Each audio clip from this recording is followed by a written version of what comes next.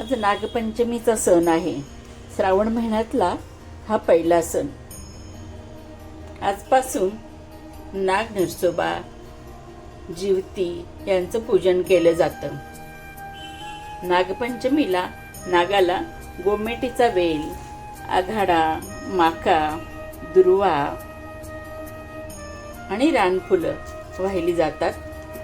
नैवेद्याला लाह्या आणि दूध असा नैवेद्य आणि पुरणपोळी, गोडधोड पदार्थ असे केले जातात. आज श्रावणातला पहिला सोमवार. बेलपत्री, पांढरी फुले पिंडीवर वाहिली जातात.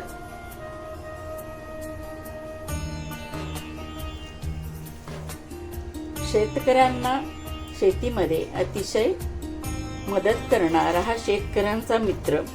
म्हणूनच आपल्या भारतीय संस्कृतीमध्ये नागपंचमी या सणाला अतिशय महत्त्व आहे.